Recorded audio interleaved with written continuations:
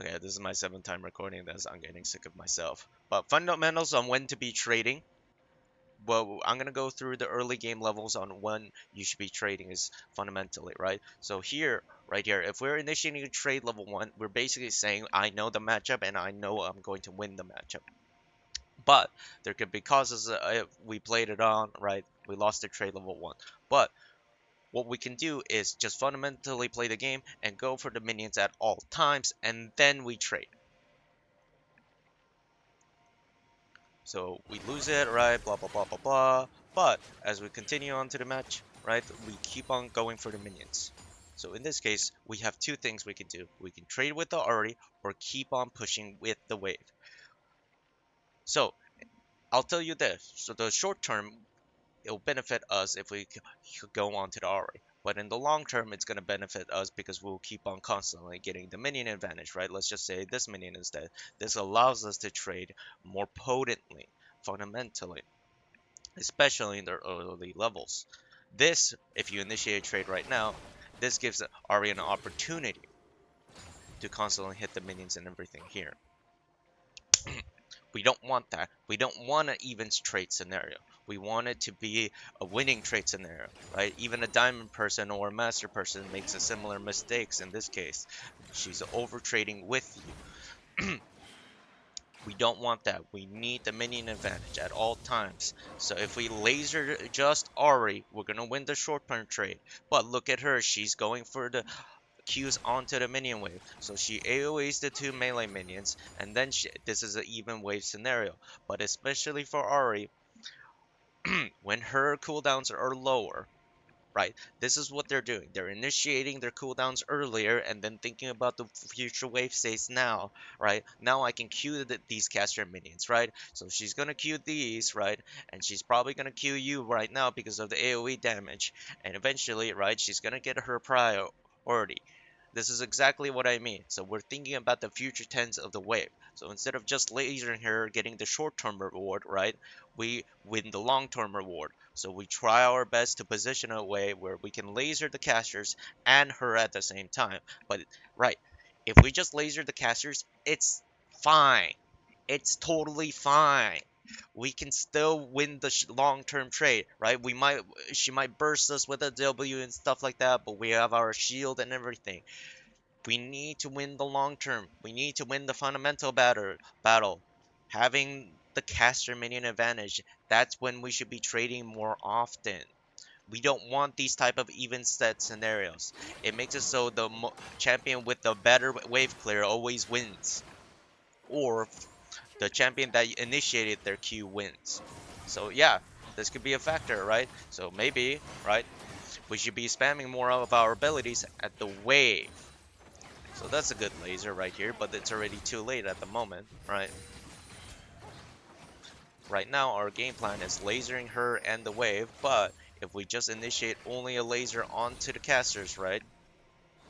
She's going to Q the wave and reset with TP. We don't want that. We want our potent lasers to be on all three casters, especially to an Ahri matchup when her wave clear is insane, her Q ricochets and everything, it just permanently just keeps on pushing. So in terms of this, we cannot look at a black and white setting, and we're learning, being like, okay, what should we be doing instead, specifically for an Ahri matchup? Laser the entire wave, right? She's going to lose the trade at all times, especially when you're playing Victor. So that concludes the mid lane matchup, right? So let's go to the bot lane, top lane actually. Let's go to the top lane. Welcome to Summoner's Rift. All right. Minions So have for the top lane right here, the main reason why we lost is because of the level 1 trade on when we should be pushing, and you ward it early when we don't have time to be warding, right? So right here, this is a good trade. We have the minion advantage. This is a perfect time. The reason why you're winning this trade most of the time is because of the Shen matchup, and it was a fundamental trade, right? We had a minion advantage right here. I want to highlight this part right here to everyone. Boom, boom, minion advantage. One single minion advantage, right? So what should we be doing? We should be probably going to the Renekton earlier in that case. So right here, right here, we have a minion advantage. He's focused onto the that minion for last hitting. See, this is a perfect time to be trading. We're winning fundamentally as well. So we have grasp as well. We can trade that too, right? We have minion advantage, right? We can't let him just AoE. We have level 2 fundamental, right? We should be just immediately going in as well. This is already too late, right? Let's go back. I want to say when it's a good trade. So I'm going really fast because I don't want this video to be too long. So, perfect time to trade.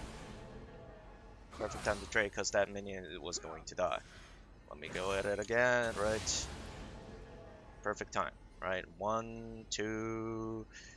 That's a weird looking 2, right? So 1, 2, 3, 4. I'm not gonna do the numbers, but we have 4 minion advantage, right? He's gonna go for that melee minion. This is a perfect time to be trading, so our position should be right next to the minions instead.